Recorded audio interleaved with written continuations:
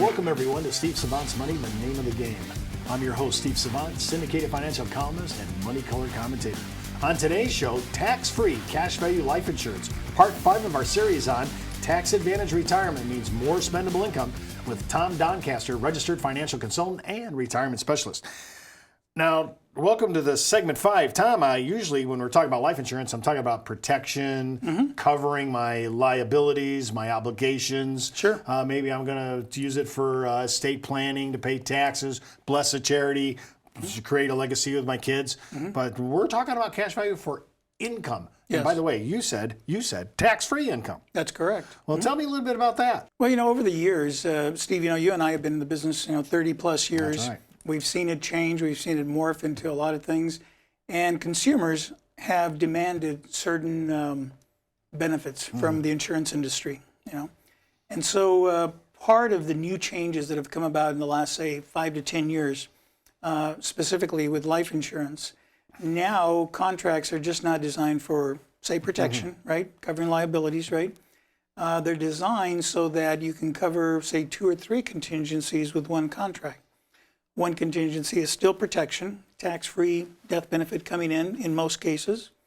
Second aspect is if all of a sudden there's a need for some kind of critical care, long-term care, some of these contracts, if you're willing to pay an extra, whatever it is, 1%, which is not a huge amount, they'll also allow you to use that insurance death benefit as cash to pay for critical care, long-term care. Still, again, on a tax-free basis as well. And then let's say that if you can hurdle those first 2, items right there, and you make it to retirement and you're in great health, you've got an accumulation bucket there. Granted, you're not going to get like 15, 20% returns, but if you structure it correctly, probably somewhere between 5 and 6. Now, isn't this depending upon what kind of cash value life insurance the return is? There are several out there. You're right, and that's why it's so misunderstood. Too much, how shall we say, selection, and it gives most people analysis paralysis. Well, I want to suggest to everybody, no matter what you're doing in finance, if you're talking about money, you should be taking first a risk tolerance test. You need to figure that out right away. Yes. What's your propensity for risk?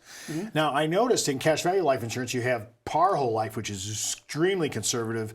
A lot of people mark the 10-year treasuries. If it beats that, I'm happy, right? Sure. Which today would not be too hard to do. Wouldn't be difficult. Okay, No. and a lot of people are using indexing, foreign and domestic indices on an index universal life. Correct. And then some people are using variable, using equities and bonds inside of it because of the tax wrapper. That is correct. Okay, so the conservative, if you're kind of a conservative person, I saw this person. He had about a third of his stuff in bonds, and he's concerned because he thinks, hey, things are going to change. Sure. Here, I'm kind of concerned about being in my bond account, and then all of a sudden interest rates start ticking up. Of course, I've been saying that for a decade and it hasn't happened. So maybe it'll happen finally this year and cause me not to be a liar.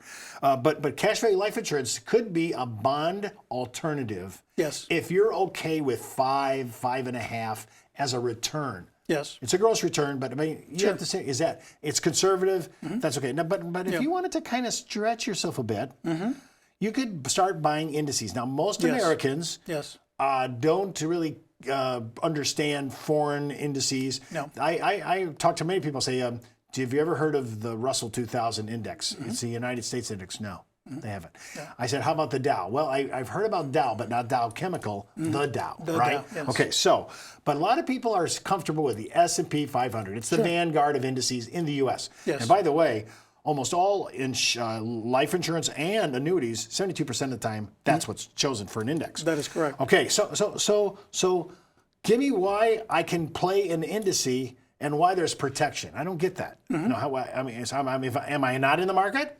No, technically you're not. You're just, in essence, the insurance company is using that composite index as a form of calculation to see if they can, in essence, get you a higher rate of return.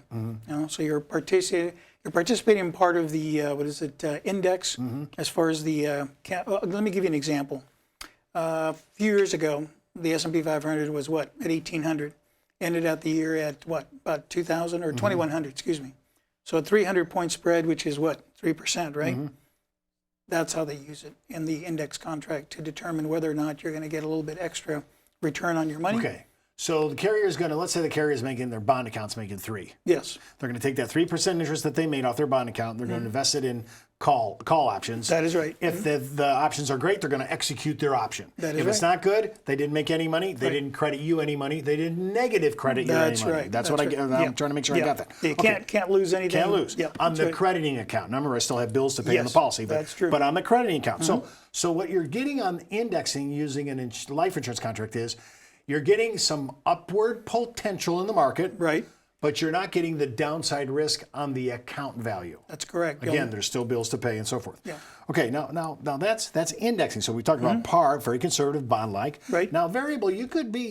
It looks like it's not mutual funds, it's not ETFs, but it looks similar. Yes. And there's these sub-accounts, so you have to do the same kind of risk tolerance test on that. Correct. Okay, now a little more expensive. It is. It is a little more expensive. Yep. Okay, and I don't have any caps. So if I want to be in the S&P, there's no caps. That's correct. Yeah, you could make theoretically, 30, 40%, but then again, But I also could go what? you could also go negative 30, Okay, 40%. Yes. so risk tolerance test is going to flush out my propensity of what I can handle as a risk tolerance, and I need to know what the beta, the risk issue is for that. Sure. So if I measure that out, I might, if I'm a young person, and I'm looking at my 401k inside. I've looked at a couple of 401ks that I've seen. All these kids are in growth and aggressive growth because they got 30, 40 years. That is correct, yes. You have any problem with a person doing the same in variable universal life? No, as long as they understand how the contract works. I think you and I have read Ben Baldwin's book, The Excellent Investment Advisor or Excellent Investment Insurance Man. He refers to variable universal life as the Swiss Army knife of life insurance. It's very flexible. It's got all sorts of moving parts to it now. And I would say that more often than not, millennials would probably, be attracted to that kind of a product. Yes. Now again, if you were going to buy mutual funds and ETFs, we already talked about earlier in the segment. We said, hey, that Roth could be a place for this. Yes. Right. Exactly. But here's another place where variable could make a play. Yes. So we just want to make sure. And again, remember, you got to sit down. You got to do a risk tolerance test. You have to see if you're suitable for this product. That is correct. And I think you need some long-term horizon in front of you to play in it. But this is just another part of the cash value life insurance. These 3 basic chassis, there's actually 4, but I don't think anybody's using universal life right now because of the interest rates are so low. They're low, yeah. So, but those 3 gives you 3 choices. A very conservative par whole life contract, very much like bonds. The indices, you have some upside potential, but you don't have the downside risk in the crediting account. Correct. And then variable, hey, if I have the time, I've done my due diligence on my risk tolerance test, and I'm suitable for the risk. That's right. That could be a play long term. Sure. And again, that money comes out withdrawals to basis free and policy loans free. That's right. See, so they don't count towards Social Security taxation. Right. So now you've got what? 5? Well, I got 4 things, and plus Social Security makes 5. That's right. So yeah, if you've been watching our series, if I was young again, if I was in my 30s, I'd be doing this. Well, remember, the 60s is the new 50s now, right? Well, I like that, and I appreciate that, but I am Medicare man now, so okay. So I like what we've talked about all this week. These ideas. You could make Roth, HSA, reverse mortgage, cash value, and your Social Security. You could make this almost bulletproof tax-free. Now, that's under current law. It could change. That is correct. Yep. But I'm talking about today. And if you say, Steve, I'm not a millennial. I wish I knew this when I was there. Well, we still use this in tactical issues because if you remember what Tom said at the front end of our show, at the first segment, hey, we need tax diversification. Correct. And this is there are 4 or 5 things here that don't infringe on your Social Security taxation, which I love. That's right. That could be also something you could do as a boomer. You could bring this into your portfolio and start doing it. That's right. Okay. Now, well, the other thing, Steve, if I don't mind interrupting you there, the emphasis, I think, is going to always be the same, regardless of what the time frame is, what the political climate is, what the tax climate will be. And that is very simply, if you believe that things will change over time, then I think the best thing that we as registered financial consultants can do for our clients is structure their portfolios, diversify their portfolios in such a way where it's in 3 or 4 different type of asset class categories, different types of taxation categories, so that as the wind starts to change and the taxation rules start to change, they don't paint themselves into a corner.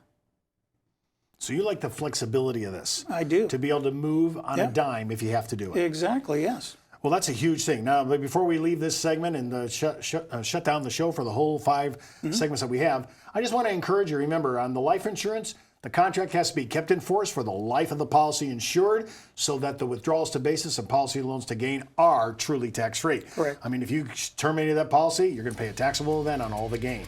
Well, I want to thank Tom for sharing his series on the tax advantage retirement means more spendable income. And remember, keep in mind before moving forward with any of the ideas on our show, always check with your tax consultant, your legal counsel, and financial advisor. You've been watching Steve Savant's Money, the name of the game.